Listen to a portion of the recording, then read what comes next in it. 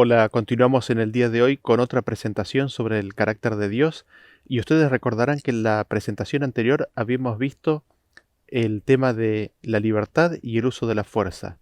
¿Es posible que haya libertad si hay coerción, si hay coacción, si hay uso de fuerza?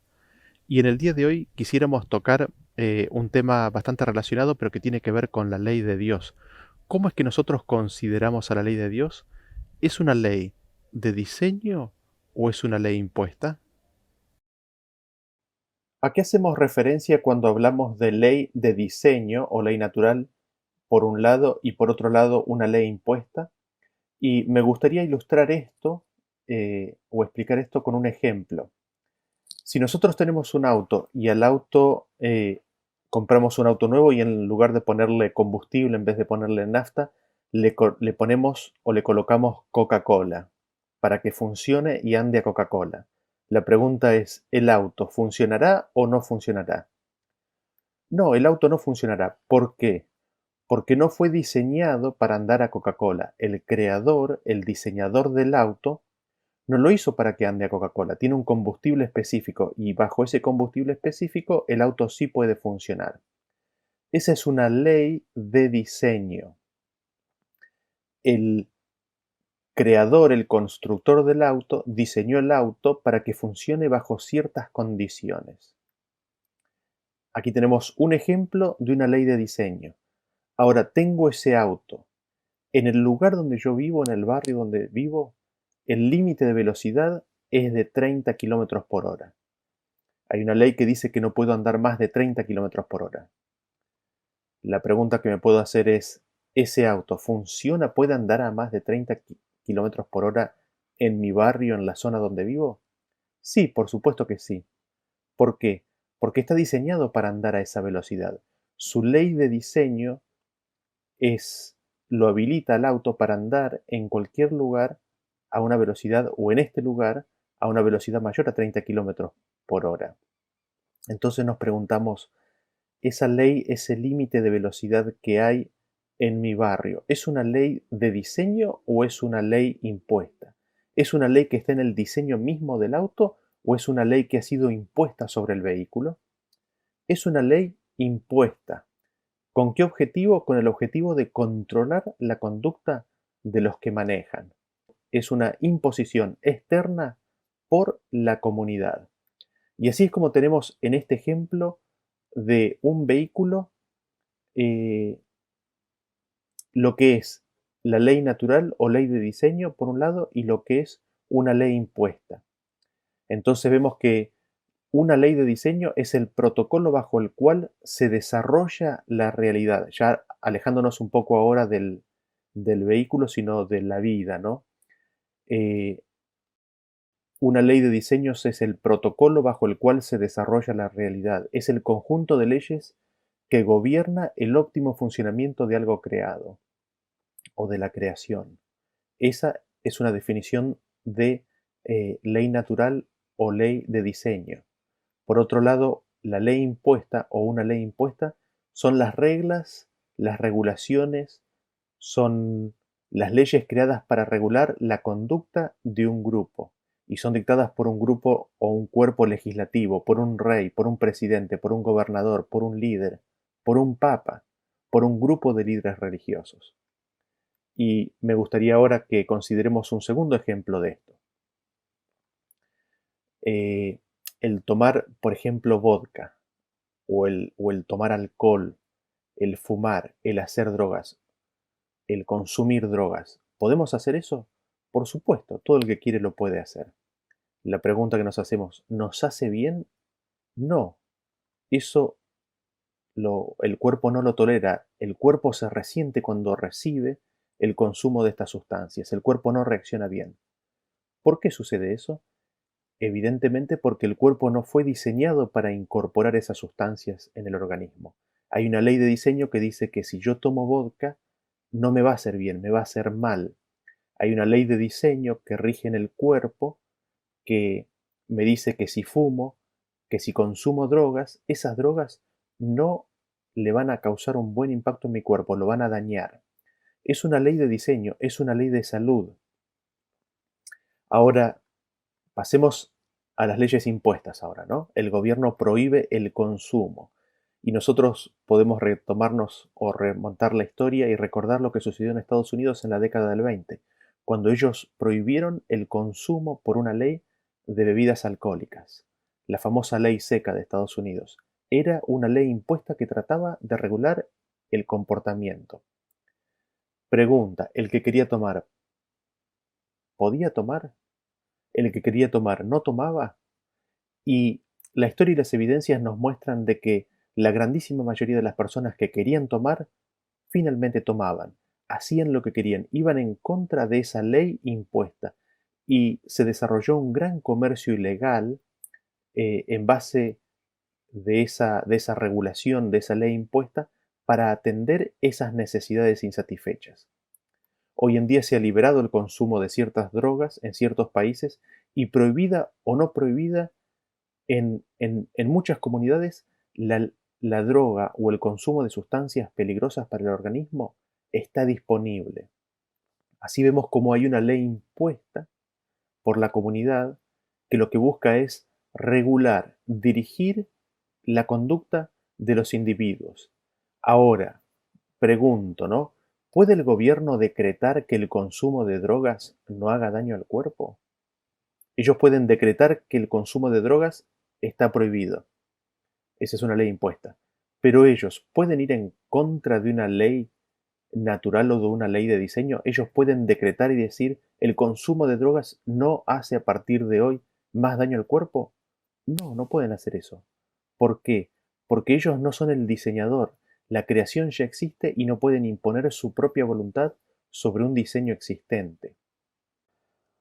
Habiendo considerado este segundo ejemplo, nos preguntamos lo siguiente: ¿qué sucede en lo relativo a las consecuencias de romper las leyes de diseño?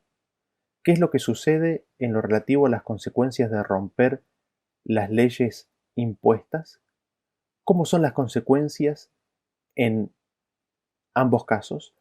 ¿Qué ocurre cuando se rompen o se violan las leyes bajo una ley impuesta en comparación con una ley de diseño?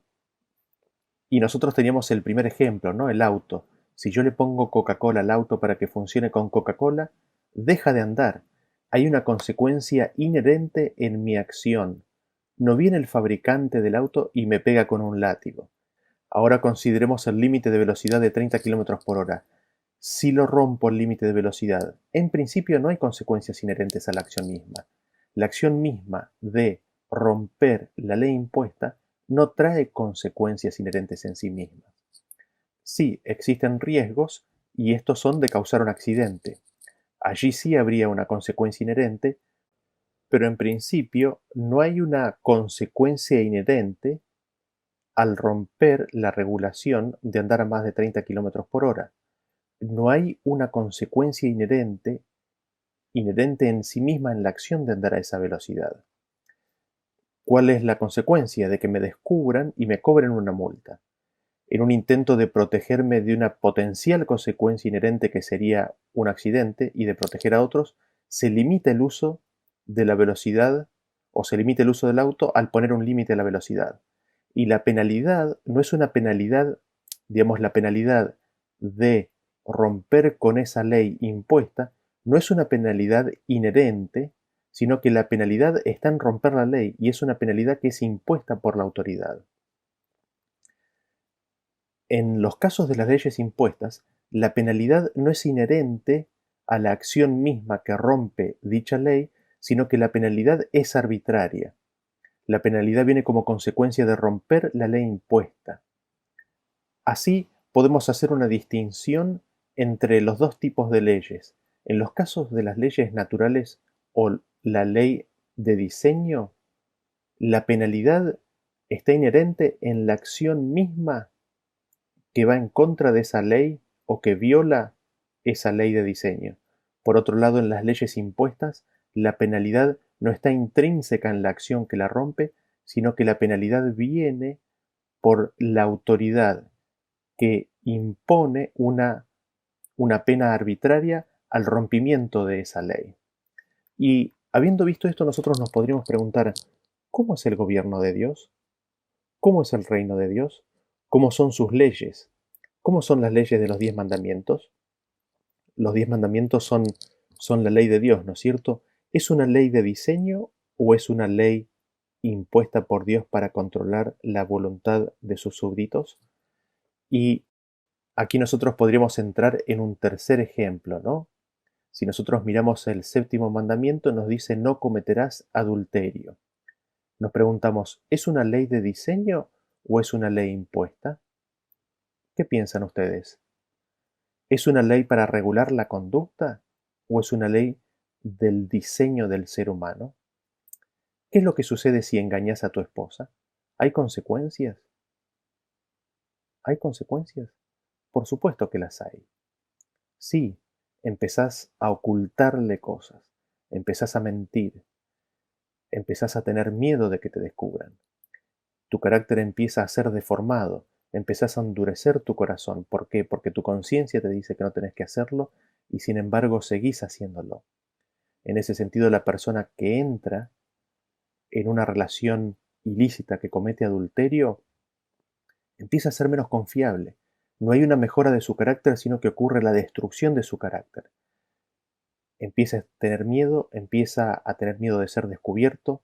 Si es descubierto, vienen peleas, separaciones, divorcios, los hijos separados, y la persona empieza a ser cada vez menos confiable a medida que se asienta en la mentira, en el engaño y en el ocultar parte de su vida. Y nos preguntamos entonces, la ley del séptimo mandamiento, no adulterarás, ¿es una ley impuesta o es una ley de diseño? Nosotros vemos que esta ley tiene consecuencias inherentes al acto de romper esa ley. Evidentemente es una ley de diseño. El no cometer adulterio es una ley de amor para proteger al matrimonio, para proteger a las personas, para proteger a los hijos, a la familia. No es que Dios te quiere privar de algo que te puede llegar a ser igual a Dios. No es algo lindo y bueno que Dios quiere que vos no tengas. No.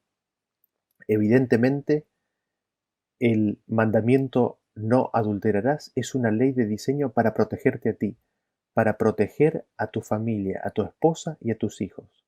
Y así nosotros podemos empezar a ver de que la ley de Dios no es una ley impuesta, sino que es una ley de diseño que regula y establece los parámetros en donde la vida es óptima para la criatura. Lo decimos nuevamente, la ley de Dios evidentemente no es una ley impuesta por la autoridad, por Dios, para regular nuestra conducta y privarnos de cosas que creemos que son buenas. La ley de Dios es una ley de diseño que busca regular y establecer en qué ámbitos la vida es posible, en qué ámbitos la vida para la criatura es óptima.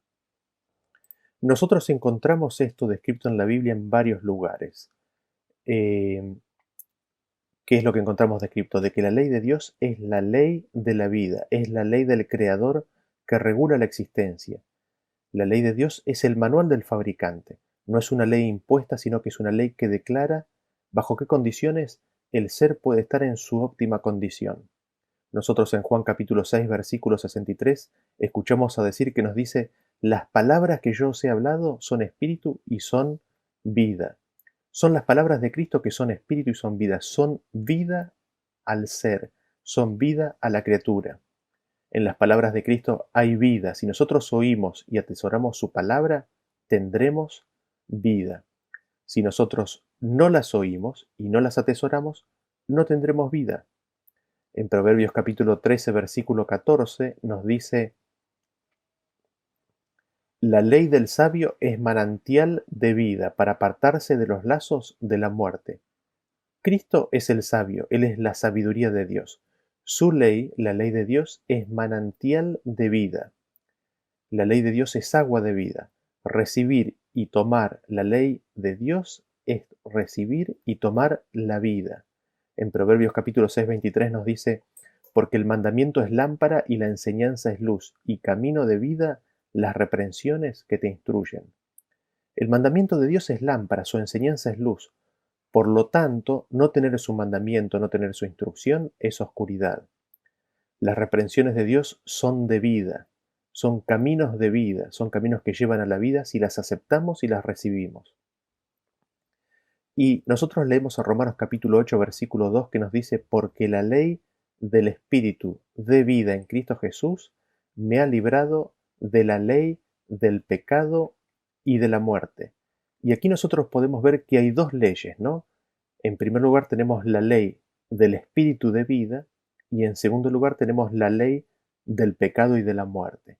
Dos leyes, la ley del Espíritu de vida por un lado y por el otro la ley del pecado y de la muerte. Esta ley del Espíritu de vida es en Cristo Jesús, está en Cristo esa ley. Es recibiendo las palabras de Cristo, es recibiendo la ley de Cristo, es recibiendo a Cristo cuando nosotros recibimos el Espíritu de vida. La ley de Cristo es llamada la ley de la vida. Esta ley es la ley del Espíritu de vida. Es decir, en dicha ley está contenida el Espíritu de vida. Recibir y atesorar la ley de Dios es justamente la ley de diseño que permite la realidad, o digámoslo de otra manera, recibir y atesorar la ley de Dios es la ley del diseñador bajo la cual hay vida, bajo la cual hay espíritu de vida, y esto solo es posible en Cristo Jesús. Eso por un lado, eso en relación a la ley del espíritu de vida. Respecto de la ley del pecado y de la muerte, ¿en qué consiste? ¿Cómo es? ¿Qué es el pecado? En 1 de Juan capítulo 3, 4 nos dice que el pecado es infracción de la ley. ¿De qué ley estamos hablando? Estamos hablando de la ley de Dios, de la ley de Cristo, de la ley del espíritu de vida. Entonces el pecado es la infracción, es el romper esa ley que es de vida y para vida. Es romper la ley del diseño, es romper la ley de diseño del Creador. ¿Y qué es lo que sucede una vez que el pecado ha sido cometido? Según lo que habíamos visto, ¿hay una consecuencia inherente o hay una consecuencia impuesta? Recordamos que en las leyes de diseño la consecuencia es inherente. En las leyes impuestas, las consecuencias a la violación son impuestas. En la ley de diseño no es el fabricante que viene e impone una consecuencia arbitraria, sino que al salirse del diseño de lo creado surge una consecuencia. Al ponerle Coca-Cola al auto, el auto ya no anda. En Romanos capítulo 6, versículo 23 leemos, porque la paga del pecado es muerte.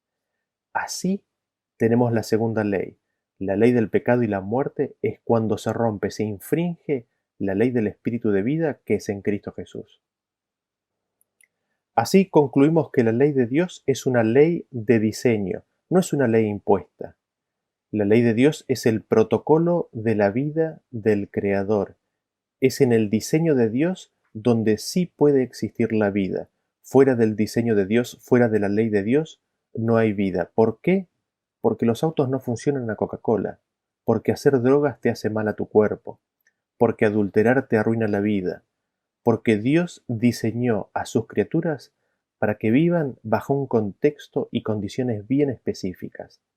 Fuera de esta ley, fuera de estas condiciones, no hay vida. Salirse de esta ley del espíritu de vida, trae consecuencias inherentes en la acción misma que el ser ejecuta al violar esa ley. El salirse de esta ley no trae consecuencias impuestas, sino que las consecuencias están inherentes en la acción que el ser toma al romper esa ley. ¿Y cuáles son esas consecuencias? Habíamos visto que es la muerte. Y quizás una de las primeras preguntas que nos podríamos hacer es, ¿bajo qué contexto Dios desarrolló la vida? ¿Bajo qué contexto Dios creó la vida? ¿Qué marco le puso Dios a la creación? ¿Cuál es la ley que impera en su universo? Dios, en ese sentido, desarrolló la vida de acuerdo a la naturaleza de su carácter. Es decir, la creación fue desarrollada de acuerdo a los principios de su ser, de su forma de ser. La creación nos muestra y nos revela cómo es Dios. De hecho, en Romanos capítulo 1, versículo 20 dice, porque las cosas invisibles de Él, su eterno poder y deidad, se hacen claramente visibles desde la creación del mundo, siendo entendidas por medio de las cosas hechas, de modo que no tienen excusa. Así vemos que la creación fue hecha bajo los parámetros de cómo es Dios. Es verdad que vino un enemigo después y sembró cizaña, pero aún así podemos conocer a Dios por su creación. Y nos preguntamos, ¿cómo es Dios? En Primera de Juan capítulo 4 versículo 8 nos dice, Dios es amor. La ley bajo el cual toda la creación de Dios fue hecha es la ley del amor. Existen varias leyes y, por ejemplo, recién hicimos referencia a una de ellas, la ley o las leyes de la salud, ¿no es cierto?, que rigen eh, a los seres humanos. Sin embargo, la ley que cubre, la ley que es fuente de todas las demás leyes, la ley de la cual todas las demás leyes derivan su espíritu, es la ley del amor ágape. Esa ley es la ley del diseño del universo. El universo ha sido creado para funcionar y operar bajo la ley del amor ágape. Nos preguntamos, ¿no? ¿Qué amor? El amor ágape, desinteresado, autosacrificado. En Deuteronomios capítulo 11, versículo 13, nosotros podemos empezar a encontrar versículos que nos hablan respecto de esta ley de diseño de la ley del amor. ¿Y qué nos dice? Si obedeciereis cuidadosamente mis mandamientos que yo os prescribo hoy, amando a Jehová vuestro Dios y sirviéndole con todo vuestro corazón y con toda vuestra alma. El primer mandamiento lo tenemos aquí, amar a Dios. Y ya hemos cubierto esto en otros temas, ¿no? La paradoja de una ley que es amar. ¿Cómo es esto posible? Y es posible porque no es una ley impuesta, sino que es una ley de diseño. Porque la ley de Dios es una ley de diseño, Dios está declarando que la vida existe dando a conocer la ley de amor. Dios está declarando en este versículo que la vida existe cuando se ama a Dios. Con la ley del amor hay vida, o bajo la ley del amor hay vida, y bajo esa ley opera y funciona el universo. En Romanos capítulo 13, versículo 10 nos dice, el amor no hace mal al prójimo, así que el cumplimiento de la ley es el amor. Así vemos que la ley del amor es la ley que rige las relaciones de vida entre todas las criaturas, y esa ley del amor consiste en no hacer mal a los demás. El cumplimiento de la ley entonces consiste en que el pensamiento y la actividad, el hacer y el no hacer, está motivado por el amor ágape autosacrificado. En Gálatas capítulo 5 versículo 14 nos dice, porque toda la ley en esta sola palabra se cumple, amarás a tu prójimo como a ti mismo. Y aquí tenemos nosotros al segundo mandamiento, ¿no? El amar al prójimo. Nuevamente la ley es la de amor. Pero nos preguntamos, ¿por qué dice que toda la ley se cumple en amar a tu prójimo? Esto es así porque solo se puede amar al prójimo si primero se ama a Dios. Se ama a Dios cuando se ha recibido su amor en el corazón. Consecuentemente, se puede amar al prójimo. Esto Primera de Juan capítulo 4 lo establece claramente. El amor al prójimo es una manifestación visible de la realidad invisible de que el amor de Dios mora en la persona o el amor de Dios mora en el corazón de esa persona.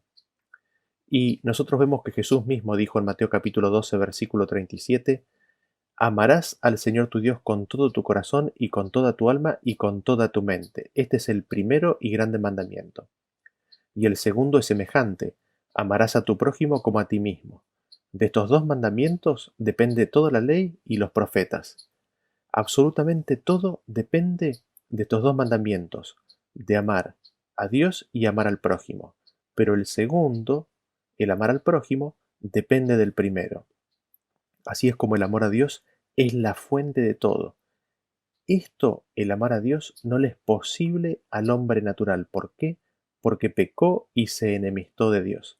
Sin embargo, si el hombre contempla y recibe el amor de Dios y deja que éste more en su ser, entonces el amor de Dios será real en su vida y podrá amar a su prójimo. Entonces el ser humano habrá entrado en armonía con la ley del diseño del universo, que es el amor al prójimo. ¿Y cómo es el amor de Dios? El amor de Dios es desinteresado, es autosacrificado. En Juan capítulo 3 versículo 16 nos dice, porque de tal manera amó Dios al mundo que ha dado a su Hijo unigénito, para que todo aquel que en él crea no se pierda, mas tenga vida eterna. En Primera de Juan capítulo 4, versículo 9 nos dice: en esto se mostró el amor de Dios para con nosotros, en que Dios envió a su Hijo unigénito al mundo, para que vivamos por él. En esto consiste el amor, no en que nosotros hayamos amado a Dios, sino en que Él nos amó a nosotros, y envió a su Hijo en propiciación por nuestros pecados. Así nosotros vemos que el amor de Dios es autosacrificado. Él se dio a sí mismo en la persona de su Hijo. Y uno podría preguntarse, ¿no? ¿Qué hubiese sido más fácil? ¿O qué es más fácil? ¿Enviar al Hijo o ir uno mismo, ¿no? Y aquí nosotros podemos ver el gran sacrificio al enviar a su Hijo, porque únicamente por medio de su Hijo nosotros podríamos llegar a ser salvos.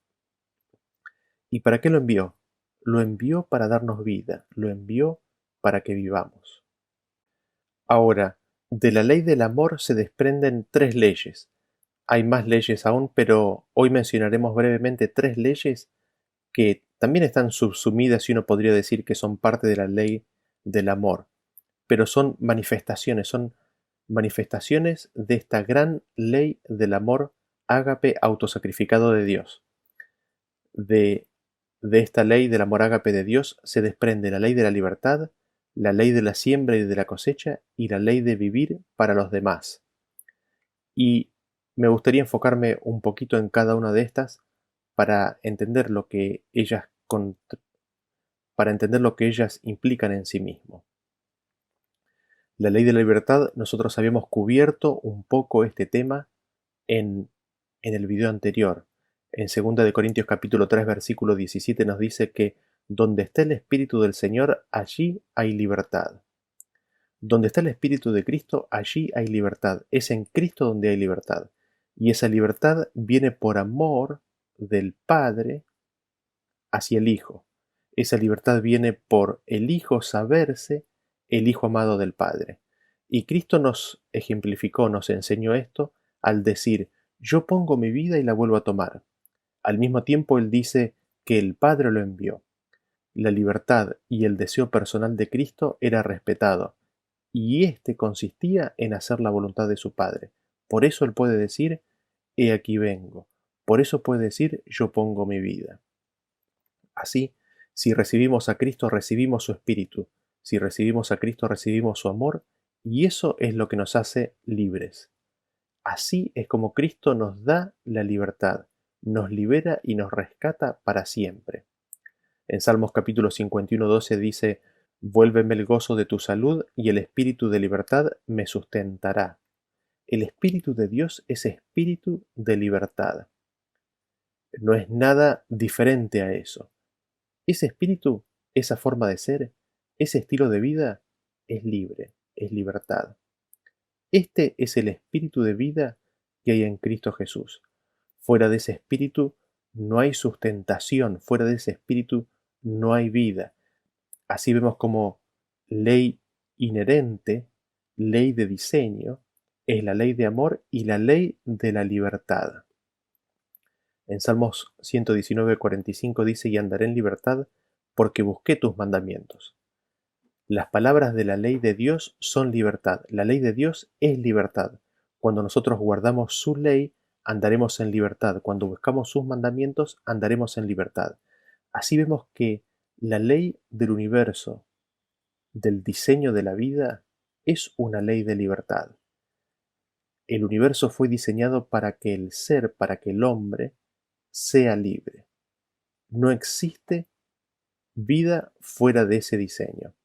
En Santiago capítulo 1:25 dice: mas el que mira atentamente en la perfecta ley, la de la libertad, y persevera en ella, éste será bienaventurado en lo que hace. El bien, lo bueno, la bienaventuranza está en perseverar, en mirar atentamente la ley que es perfecta, la ley de Dios. Esta ley, contra la cual Satanás luchó en su rebelión, es la que da libertad, es la ley de diseño de libertad. Sin ella hay esclavitud. Sin esta ley de diseño de libertad hay muerte. Y me gustaría repetir algo que recién mencionamos. La ley de la libertad es el único medio mediante el cual la vida puede existir. ¿Por qué? Porque es una ley de diseño. No es una ley impuesta, porque si no se rompería ahí mismo esa ley, sino que es una ley de diseño. Y esto se hace muy claro en las relaciones interpersonales. Habíamos mencionado este ejemplo en el video anterior, lo volvemos a mencionar. ¿Se imaginan ustedes un novio proponiéndosele a su novia y diciéndole, cásate conmigo o te mato?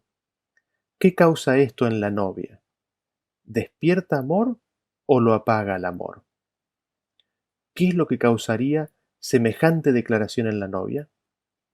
La restricción a la libertad en los individuos crea rebelión, crea una pérdida de individualidad si la persona acepta esa restricción de la libertad. Y esto es una ley de diseño. Así es como Dios diseñó la vida. La restricción entonces a la libertad crea una rebelión en el ser, destruye el amor.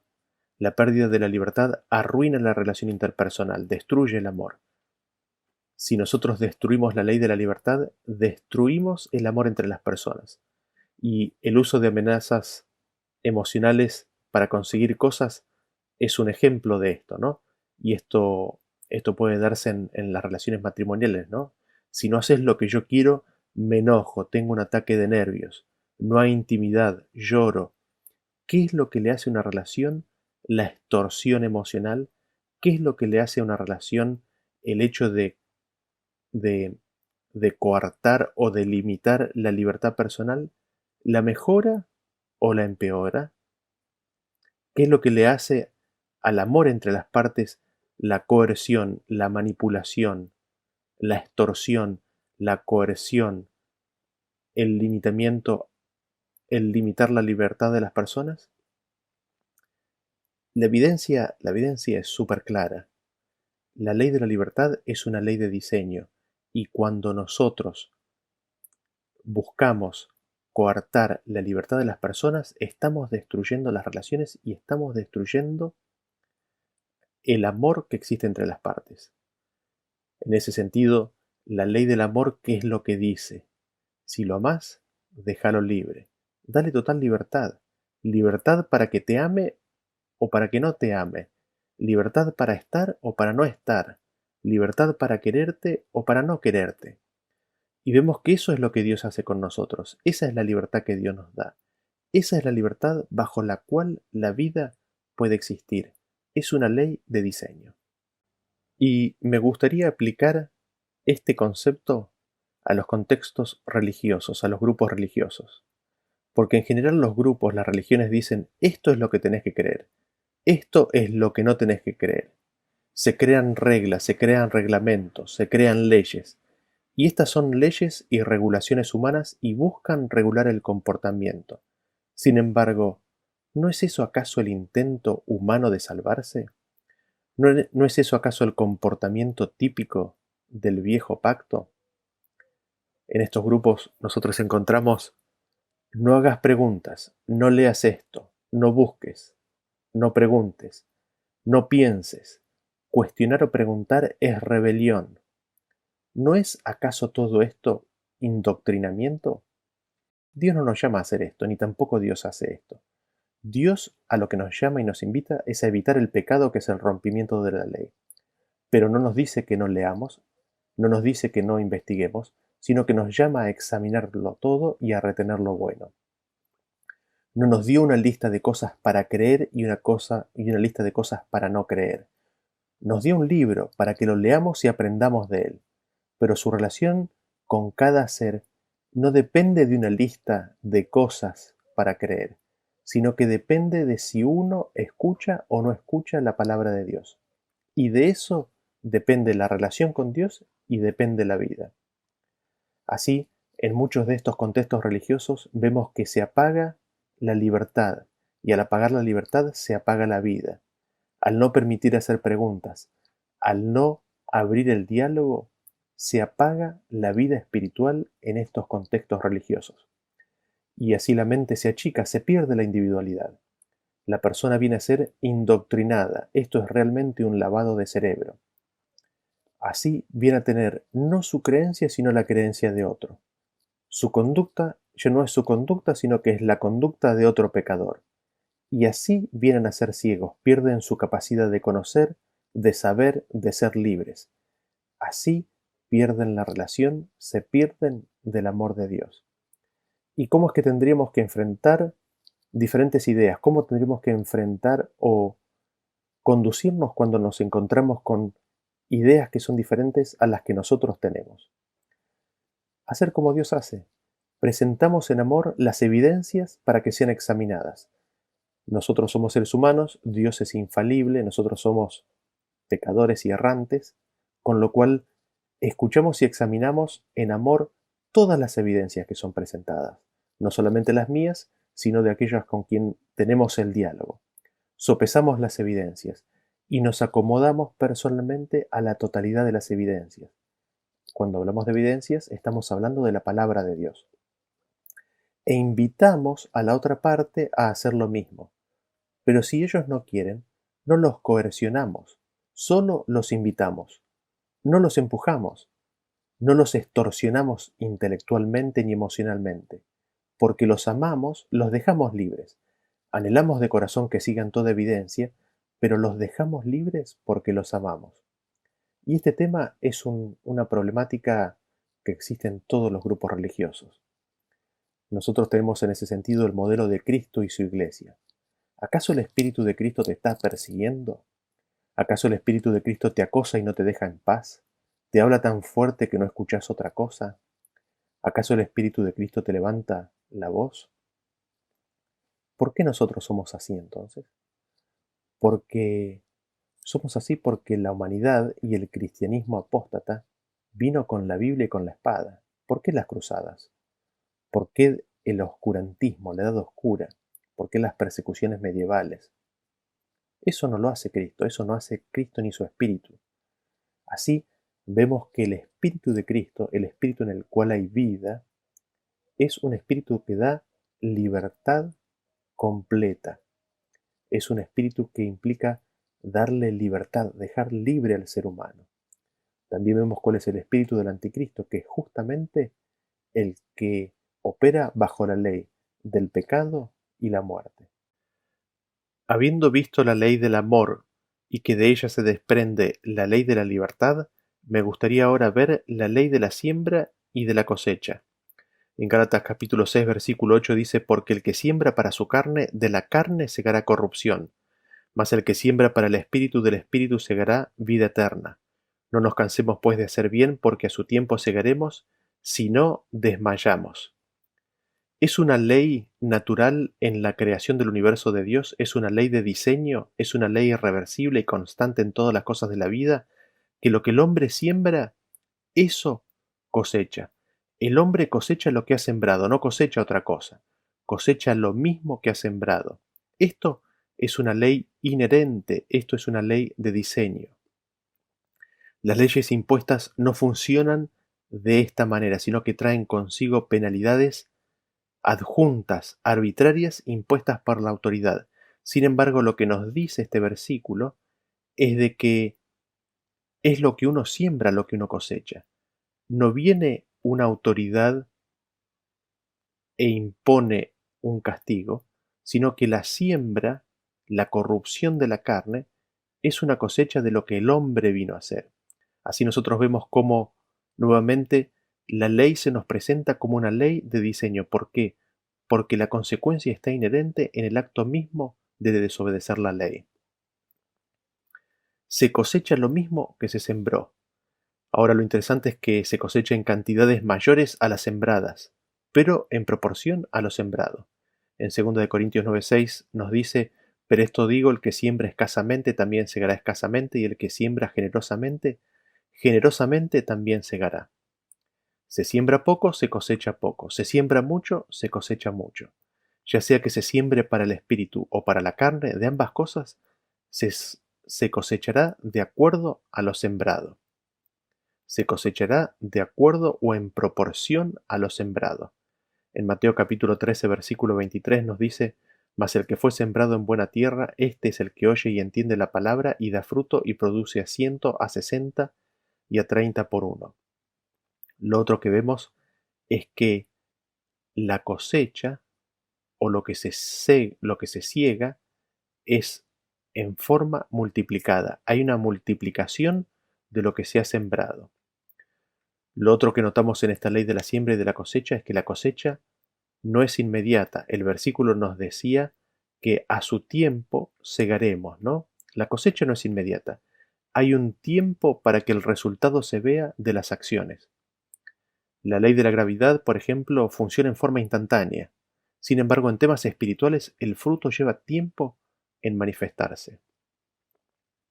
Así vemos que en la ley de la siembra y de la cosecha tenemos construido intrínsecamente dentro de la misma lo que se cosecha en cantidades grandemente superiores a las sembradas en el mediano y largo plazo en su propio tiempo de maduración. Y la ley de la siembra y la cosecha en realidad tiene su aplicación más relevante para el creyente en el ámbito espiritual. Hay una siembra para la carne y hay una siembra para el espíritu. Cuando se siembra para la carne, de la carne se cosecha corrupción. Allí es donde está la cosecha, de la carne misma. Así vemos cómo la penalidad en las leyes de Dios o en la ley de Dios es una penalidad que viene inherente a la acción misma de romper esa ley. No es una penalidad que trae el fabricante o el creador, sino que está inherente en la actividad o en la acción misma que rompe esa ley.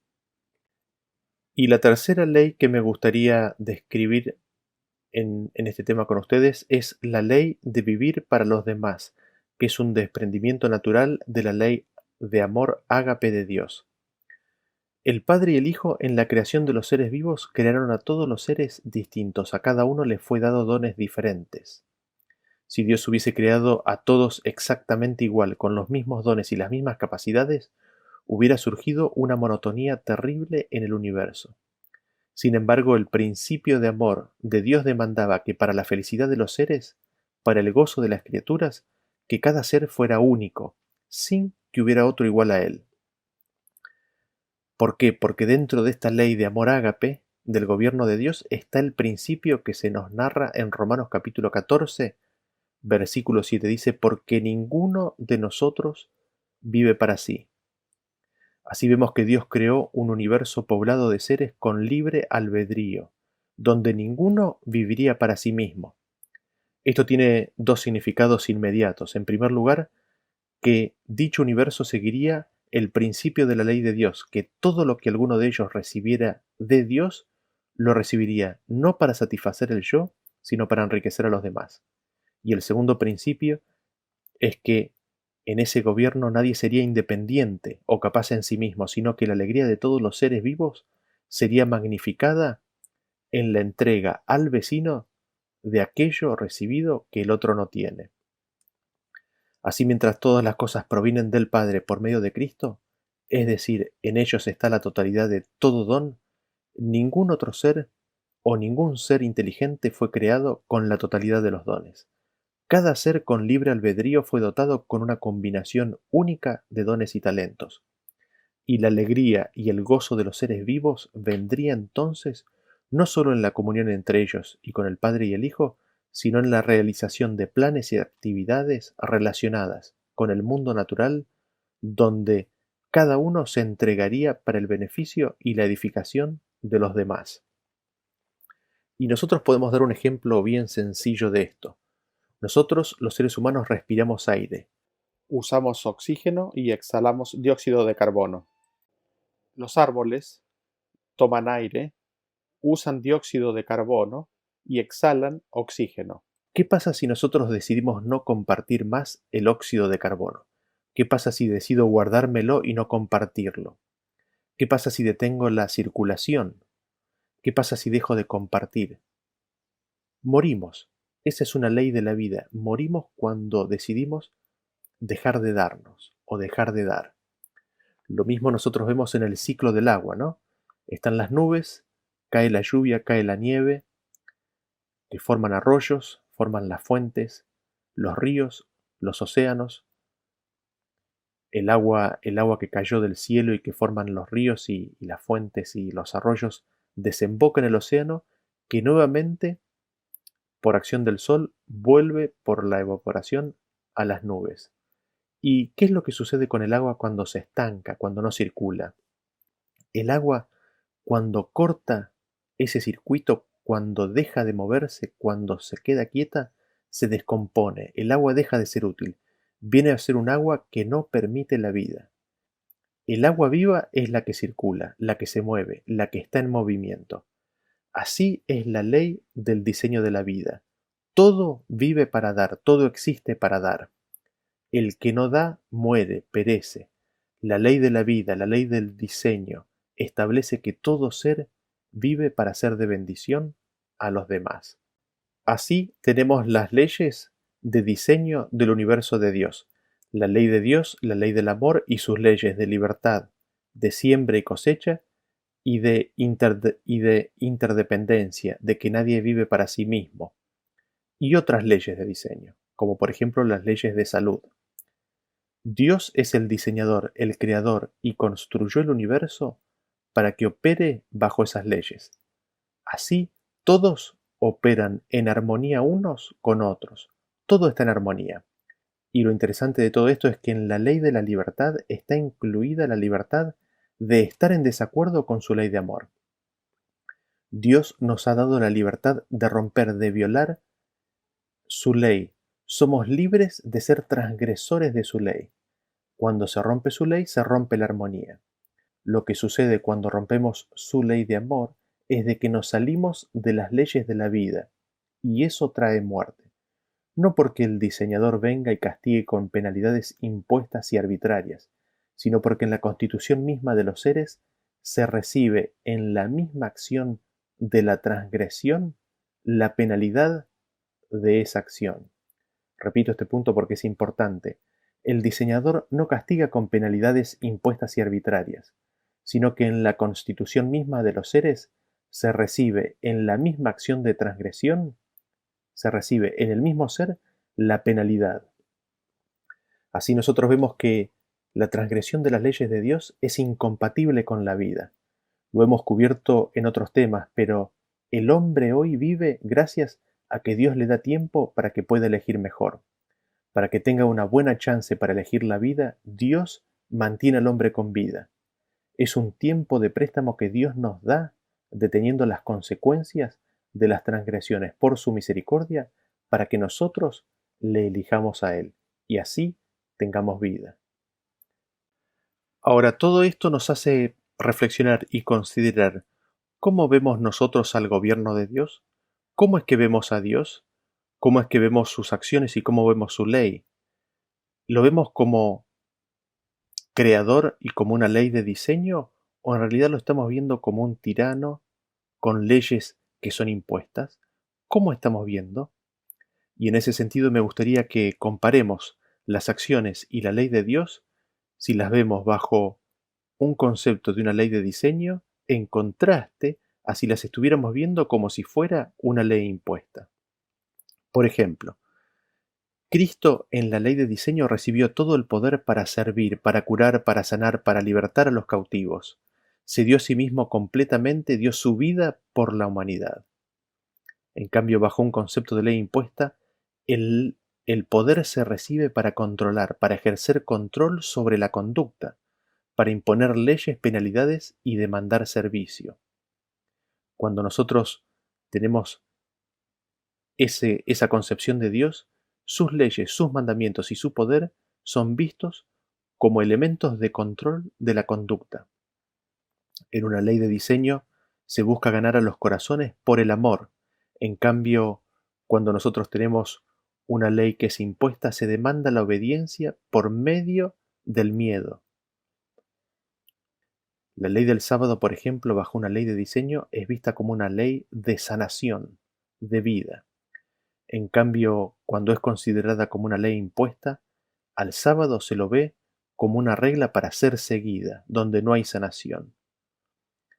Bajo una ley de diseño, ante el pecado se le ofrece al pecador libre perdón y cambio de corazón. Como ejemplo de esto tenemos el caso de la mujer adúltera a los pies de Cristo. En cambio, cuando la ley es considerada como una ley impuesta ante el pecado, lo que se le ofrece al pecador es apedreamiento, es un castigo impuesto en forma arbitraria al transgresor. Cuando nosotros contemplamos a la ley de Dios como una ley de diseño, si alguien no está de acuerdo, es libre de no aceptar. Sin embargo, cuando miramos a la ley de Dios y la vemos como una ley impuesta, aquellos que no están de acuerdo han de ser borrados de los registros de la Iglesia. Son torturados, matados, perseguidos y difamados. Cuando nosotros vemos a la ley de Dios como una ley de diseño, vemos que hay que amar a los enemigos. Sin embargo, si el hombre ve a la ley de Dios como impuesta, mata a sus enemigos. En la ley del diseño de Dios, el sacrificio es de la vida propia por los demás. Sin embargo, cuando se ve a la ley de Dios como una ley impuesta, se empieza a demandar y a exigir el servicio de los demás. Cuando miramos a la ley de Dios y la entendemos como de diseño, ante la violencia se da la otra mejilla. Sin embargo, cuando miramos a la ley de Dios como impuesta, lo vemos como algo que no es bueno para nosotros, se nos está imponiendo y restringiendo nuestra voluntad. A la violencia se le responde con más violencia.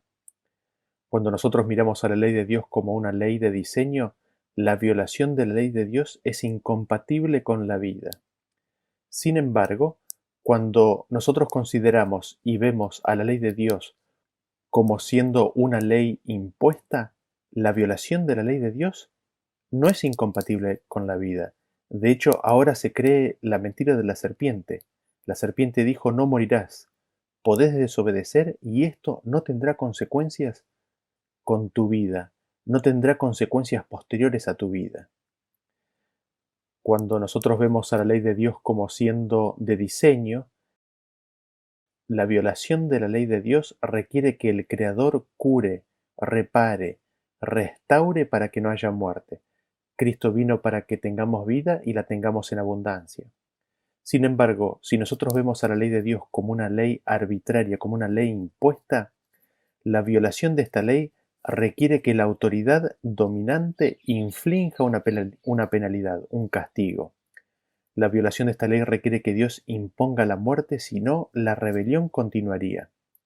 Eso revela que se sigue creyendo a la mentira de la serpiente. La misión de Cristo en ese sentido, cuando nosotros miramos a la ley como una ley de diseño, la misión de Cristo es para destruir al pecado, a Satanás, y restaurar a la humanidad, a aquellos que quieran recibirle. Sin embargo, si nosotros miramos a la ley de Dios como si fuera una ley impuesta, ahora la misión de Cristo es para pagar la penalidad impuesta a Dios, para apaciguar su ira. Cuando nosotros miramos a la ley de Dios como una ley de diseño, el problema es el pecado en el hombre. El problema es que el hombre está fuera de las reglas de la vida y hay que invitarlo a vivir de acuerdo a la ley de la vida. Sin embargo, si nosotros miramos a la ley de Dios como una ley impuesta, el problema ahora es la ira de Dios que debe ser apaciguada. Ahora, ¿cuáles son las implicancias, las consecuencias de no creer que la ley de Dios es una ley de diseño? ¿Cuáles son las consecuencias o las implicancias de creer que la ley de Dios es una ley impuesta? Dios deja de ser visto como un diseñador y creador y empieza a ser visto como un dictador. La ley de Dios ya no es la base bajo la cual la vida pueda existir. La ley de Dios viene a ser vista como impuesta y arbitraria. ¿Por qué no comer del árbol del bien y del mal? ¿Por qué no tomar aquello que es para que seamos como Dios? La ley de Dios viene a ser considerada como restrictiva a la libertad del hombre. Esto despierta rebeldía. Se empieza a ver a Dios como controlador y como dominador. Se pierde confianza en Dios.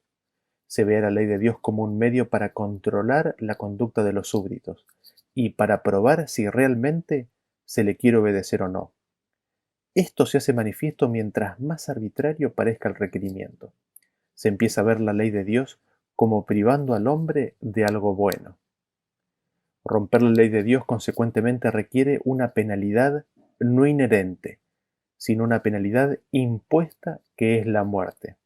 Y Dios, para ser justo, entonces debe imponer esa muerte. Así, no es el pecado, sino Dios el que viene a ser la fuente del sufrimiento y la muerte.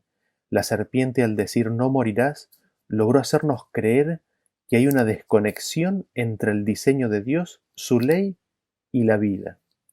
La serpiente logró convencer al hombre de que no moriría, de que no hay una conexión directa entre la desobediencia y la muerte, sino que viene un tercero, viene Dios, para conectarlos, para imponer por la fuerza la penalidad de la muerte.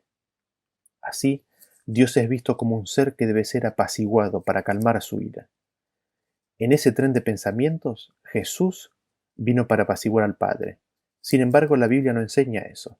La Biblia enseña que Cristo vino a reconciliar al hombre con Dios. Es el hombre el que está enemistado, no Dios. Es el hombre el que está desnudo, no Dios. Es el hombre al que se le tiene que cambiar el corazón, no Dios. Y finalmente se termina viendo a Dios como siendo el que mata a Cristo en la cruz. Así, la cruz pierde su sentido y razón de ser y viene a presentar una visión completamente distorsionada de Dios. Y me gustaría que consideremos estos temas y pensemos, ¿a qué Dios está mirando? ¿A qué Dios estamos mirando? ¿A qué Dios estamos contemplando? ¿Podemos llegar a ver y entender lo que nos revelan las Escrituras respecto de la ley de Dios? ¿Podemos llegar a ver cómo la ley de Dios es en realidad la ley de la vida, es la ley del diseño, es el protocolo bajo el cual la vida puede existir? ¿Podemos llegar a ver que el gobierno de Dios y sus leyes son de diseño para nuestra bendición y de que no es arbitraria?